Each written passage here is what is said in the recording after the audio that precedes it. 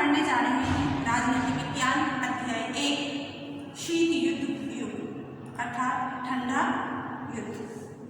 इस अध्याय के अंतर्गत हम द्विध्रुवीयता का अर्थ, द्वितीय विश्व युद्ध के प्रभाव, शीत युद्ध का अर्थ, शीत युद्ध की उत्पत्ति, उसकी विशेषताएं, शीत युद्ध के कारण इत्यादि के बारे में हम पढ़ेंगे।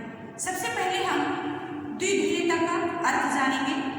द्विध्रुवीयता अर्थात दो ध्रुव, दो खेमे या दो गुट।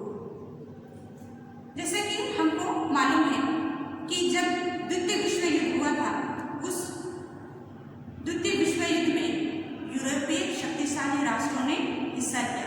द्वितीय विश्व युद्ध 1939 से 1945 के बीच में हुआ था। द्वितीय विश्व युद्ध में जितने भी राष्ट्रों ने उस युद्ध में हिस्सा लिया, युद्ध के बाद उनकी आर्थिक स्थिति या सैनिक दृष्टि से उनकी स्थिति अत्यंत ही कमजोर हो गई थी। द्वितीय विश्व युद्ध के प्रभाव को हम देखेंगे कि द्वितीय विश्व युद्ध के बाद उन राष्ट्रों पर उसका क्या प्रभाव हुआ। युद्ध में शामिल यूरोपीय शक्तिशाली जो राष्ट्र थे, आर्थिक और सैनिक दृष्टि से शक्तिहीन हो गए, उनकी शक्ति शून्यता में आ गई।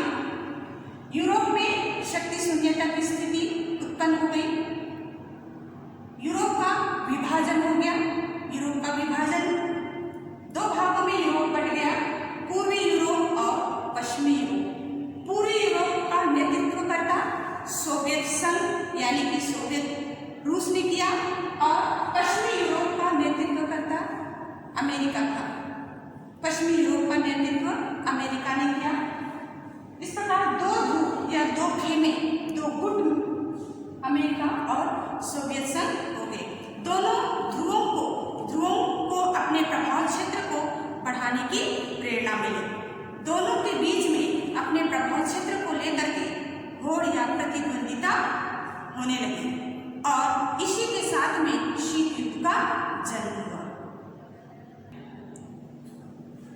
शीत युद्ध द्वितीय विश्व युद्ध के बाद 1945 से 1979 के बीच में यह लड़ा गया था और तब दुनिया दो ध्रुवों में। अब चलिए शीत युद्ध क्या है जानते हैं। शीत युद्ध द्वितीय विश्व युद्ध के खत्म होने के बाद 1945 से 1989 के बीच का दौर था। तब दुनिया दो ध्रुवों में बटी हुई थी, अमेरिका और सोवियत संघ। शीत युद्ध शब्द का इस्तेमाल अमेरिका और सोवियत संघ के उस दौर के तनावपूर्ण वातावरण के लिए लिया जाता है या किया जाता है। जैसे द्विध्रुवीयता, दो ध्रुव में अमेरिका और सोवियत संघ गुटों में बटा हुआ था। अब हम देखते हैं शीत युद्ध का प्रयोग। सबसे पहले शीत युद्ध का प्रयोग अमेरिकी राजनीतिज्ञ बर्नार्ड बारूच द्वारा दक्षिणी कैरोलिना की व्यवस्थापिका के व्याख्यान में 16 अप्रैल 1947 में किया गया था। अब हम आगे इसी में देखते हैं शीत युद्ध की उत्पत्ति कैसे हुई। शीत युद्ध की उत्पत्ति कब हुई, इसके बाद विषय में विद्वानों के मत में विभिन्नता है या भिन्नता है। कुछ विद्वानों का कहना है कि द्वितीय विश्व युद्ध के तुरंत बाद शीत युद्ध की उत्पत्ति हुई, जबकि कुछ अन्य विद्वानों का कहना है इंग्लैंड के तत्कालीन प्रधानमंत्री विंस्टन चर्चिल के फुलटन या भड़काऊ भाषण से शीत युद्ध की उत्पत्ति हुई है। देखते हैं शीत युद्ध का अर्थ। शीत युद्ध एक ऐसा युद्ध है जिसका रण क्षेत्र यानी कि युद्ध की भूमि मानव मस्तिष्क होता है। यह युद्ध हथियारों से न लड़ा जाकर प्रतियोगिता, घृणा, जासूसी करके, एक दूसरे को नीचा दिखाकर, घृणित प्रचार करके, मनोवैज्ञानिक तरीके से विचारों द्वारा टीवी व रेडियो या समाचार पत्रों में प्रचार द्वारा अधिक से अधिक हथियार एकत्र कर अधिक से अधिक देशों से सैन्य गठबंधन कर लड़ा जाता है। शीत युद्ध दो देशों के बीच की विचारधारा की यहाँ वास्तविक युद्ध नहीं होता, लेकिन युद्ध की पूरी संभावना रहती है कि अब युद्ध होकर रहेगा, लेकिन युद्ध नहीं होता। और इस शीत युद्ध का नेतृत्व दो महाशक्तियों ने की थी, एक अमेरिका और दूसरा सोवियत संघ। अमेरिका यूएसए और सोवियत संघ यानी कि रूस यूएसएसआर, और इन दोनों के बीच में जो विचारधारा की लड़ाई थी, उनकी विचारधारा अमेरिका की विचारधारा सोच जो थी पूंजीवाद, उदारवाद और लोकतंत्र। इसी प्रकार सोवियत संघ का जो विचारधारा थी वह है साम्यवाद और समाजवाद की। तो सबसे पहले हम अमेरिका की विचारधारा के बारे में पढ़ेंगे, विस्तार से हम उसको देखते हैं। इसमें हम देखते हैं पूंजीवाद अमेरिका की विचारधारा में है। पूंजीवादी विचारधारा अमेरिका पूंजीवाद के अंतर्गत एक देश के अंतर्गत सभी उत्पादन, जो चीजों का उत्पादन होता है या बाजार या व्यापार और आर्थिक क्षेत्र से संबंधित जितने भी फैसले लेने का अधिकार जो होता है वो सामान्य जनता के हाथ में होता है। अमेरिका अपनी विचारधारा के अनुसार जितने भी फैसले लेने का अधिकार है वो जनता में देता है। सरकार का इन पर कोई नियंत्रण नहीं होता।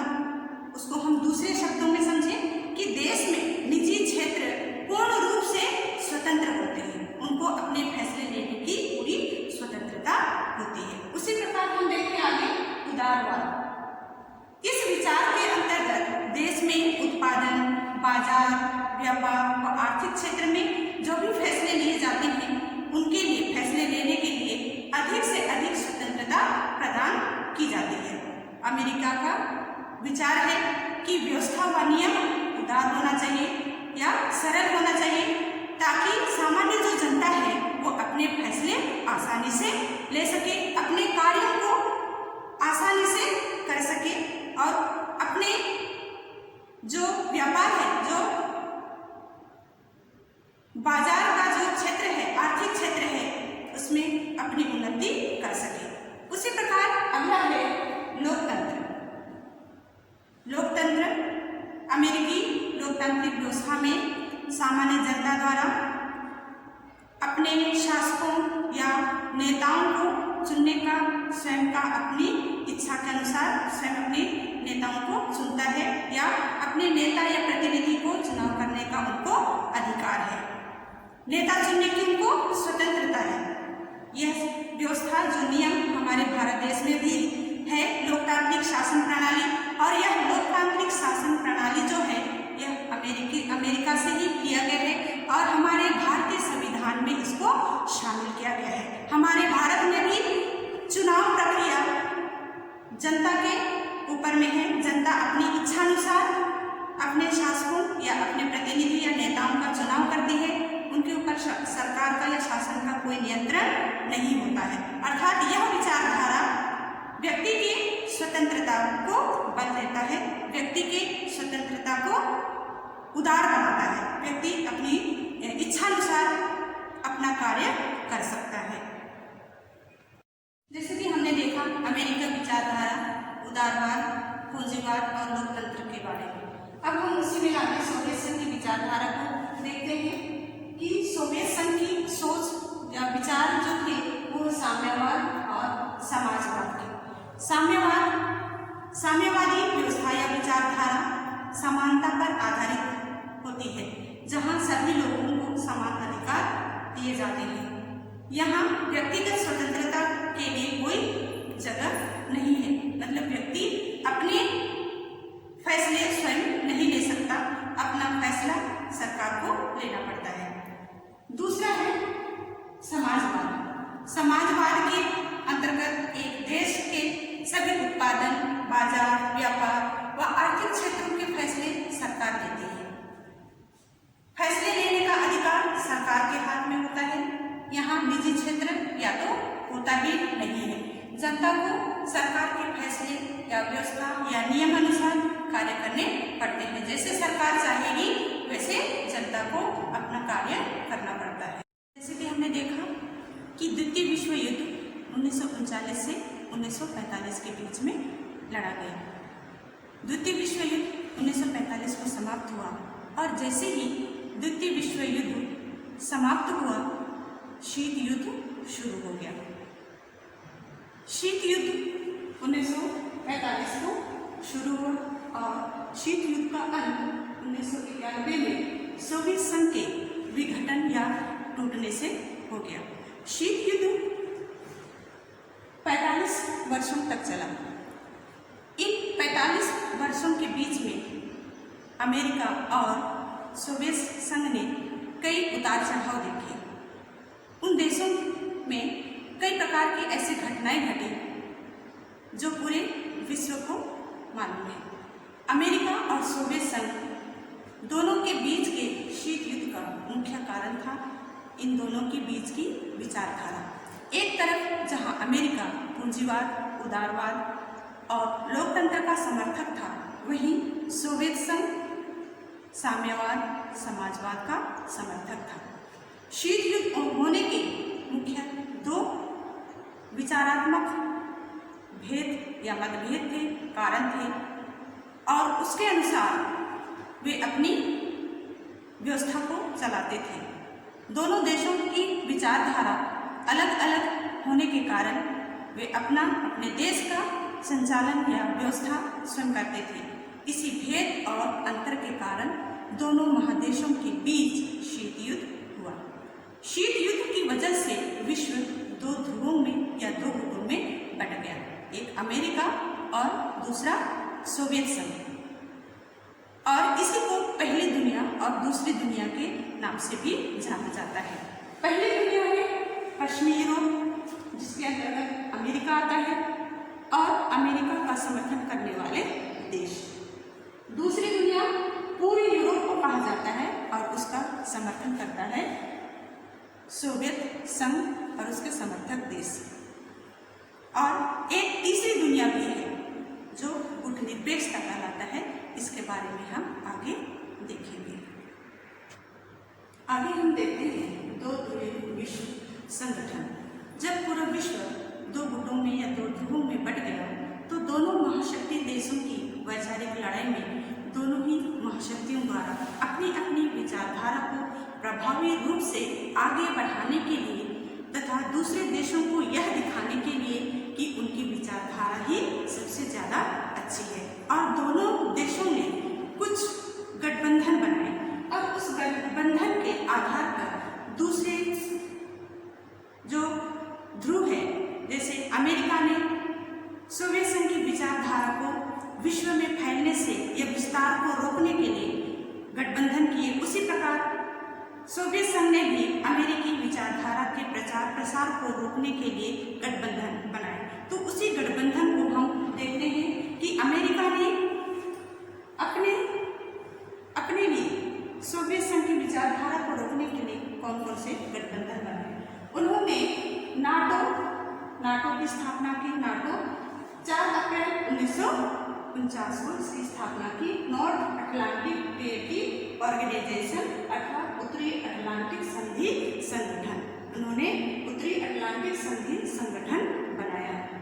और इस संगठन का, इस नाटो संगठन का उद्देश्य था एक दूसरे की मदद करने, अर्थात इसमें जितने भी सदस्य थे उन्होंने अमेरिका का समर्थन किया और नाटो की सदस्यता ली। और सदस्यता ग्रहण करने के बाद उन सभी का, जो भी सदस्य राष्ट्र थे, देश थे, उनका उद्देश्य था कि एक दूसरे की मदद करेंगे, सभी सदस्य मिलजुल कर रहेंगे और अगर किसी एक पर हमला होगा तो हम अपने ऊपर हमला मारेंगे और मिलजुल कर हम उसका मुकाबला करेंगे। अर्थात जब सोवियत संघ उन पर हमला करेगा तो इनका मानना था, इनका कहना था कि अमेरिका द्वारा जो सदस्य संगठन नाटो बनाया गया है, वो सभी मिलकर सोवियत संघ का मुकाबला करेंगे। दूसरा संगठन है South East Asian Treaty Organisation, जिसकी स्थापना 1954 में की गई थी।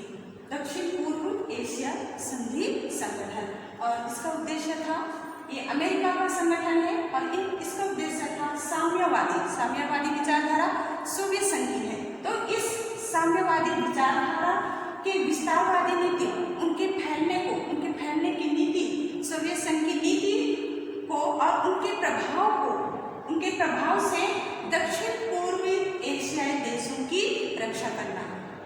दक्षिण पूर्व एशियाई जो देश थे वे अमेरिका का समर्थन करते थे, इसलिए अमेरिका ने यह सोचा कि इस संगठन की स्थापना की जाए और सोवियत संघ द्वारा जो विस्तारवादी नीति अपनाई गई है उन पर रोक लगाई जाए।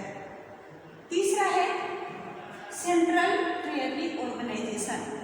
इसकी स्थापना 1955 में की गई थी और इसका उद्देश्य था सोवियत संघ को मध्य पूर्व क्षेत्रों से दूर रखना और साम्यवाद के प्रभाव को रोकना। जैसे कि अमेरिका ने अपने लिए एक सैनिक संगठन तैयार किया ताकि सोवियत संघ के साम्यवाद और समाजवादी विचारधारा को, उसके प्रसार को रोक सके। उसी के जवाब में सोवियत संघ ने भी सैनिक संगठन स्थापित किया और वह सैनिक संगठन है वारसा संगठन या वारसा संधि, इसको समझौता कहते हैं। और इस सोवियत संघ का वारसा संधि का जो उद्देश्य था, अमेरिका द्वारा स्थापित नाटो संगठन में शामिल सभी देशों का मुकाबला करना, कि नाटो द्वारा जो भी कार्य किया जाता है उसका मुकाबला वारसा संधि के माध्यम से सोवियत संघ द्वारा किया जाए। तो इसी के आगे हम देखते हैं शीत युद्ध की विशेषताएं। शीत युद्ध, जैसे कि हम देखते आ रहे हैं कि शीत युद्ध दो देशों के बीच की विचारधारा की लड़ाई है और शीत युद्ध की विशेषता है, शीत युद्ध द्वितीय विश्व युद्ध के नकारात्मक परिणाम स्वरूप उत्पन्न हुआ है। जैसे दोनों देशों या शक्तिशाली देशों के बीच अविश्वास, संदेह, तनाव, इन सभी कारणों से उत्पन्न हुआ, यह शीत युद्ध है। उसी प्रकार शीत युद्ध में बदले की भावना सर्वोपरि होती है, मतलब सबसे ऊपर एक दूसरे के विरुद्ध बदले की भावना उनके मन में होती है। अगला है शीत युद्ध दो महाशक्तिशाली राष्ट्रों के बीच तनावपूर्ण स्थिति का नाम है, मतलब दोनों के बीच में हमेशा तनाव विद्यमान रहता है और यही तनाव है जो शीत युद्ध को आगे बढ़ाने में मदद करता है। अगला है शीत युद्ध में प्रचार प्रसार की कोई सीमा नहीं होती, मतलब इसमें दोनों महाशक्तियां एक दूसरे के विरुद्ध झूठा प्रचार करते हैं और झूठा प्रचार करने के लिए कई प्रकार के साधनों का उपयोग करते हैं। टीवी, रेडियो, समाचार पत्र, ये सभी साधनों का ये उपयोग करते हैं और एक दूसरे को नीचा बताने के लिए झूठा प्रचार भी करते हैं। आगे है शीत युद्ध वास्तव में युद्ध ना होकर वाक युद्ध माना जाता है, अर्थात इसमें हथियारों से लड़ाई नहीं होती बल्कि बातों से निकलने वाले, मुंह से निकलने वाले हर एक शब्द से दूसरे पक्ष को चोट या हानि पहुंचाई जाती है। आगे शीत युद्ध पूंजीवादी और साम्यवादी विचारधारा की लड़ाई मानी जाती है, अर्थात शीत युद्ध दो महाशक्तियों के बीच की विचारधारा की लड़ाई है। अमेरिका पूंजीवादी विचारधारा और सोवियत संघ साम्यवादी विचारधारा, दोनों के विचार जो है अलग अलग हैं और इन दोनों के विचार एक जैसे नहीं होने से या दोनों के विचार में मेल नहीं होने से ये शीत युद्ध उत्पन्न हुआ और शीत युद्ध विचारधाराओं की लड़ाई मानी जाती है। शीत युद्ध में जासूसी, गुप्त संधि, सैन्य गठबंधन और शक्ति का प्रसार करना सर्वोपरि है। दोनों महाशक्ति अपने अपने तरीके से जासूसी करते हैं और गुप्त संधि चुपचाप किसी दूसरे सैनिक गठबंधन करते हैं, दूसरे देशों के साथ समझौते करते हैं, उनको अपने समर्थन में लेते हैं और अपनी शक्ति या ताकत को बढ़ाने का काम करते हैं। और सैन्य गठबंधन, विशेषकर सैन्य गठबंधन उन छोटे देशों से सैन्य गठबंधन करते हैं विकासशील देश हैं, ताकि उनको आर्थिक मदद द्वारा उनके सैनिकों से संधि करके उसे आर्थिक सहायता ली जा सके। और शक्ति का प्रसार करना, अपनी ताकत को दूसरे विपक्षी दल को या गुट को बताना शीत युद्ध कहा जाता है।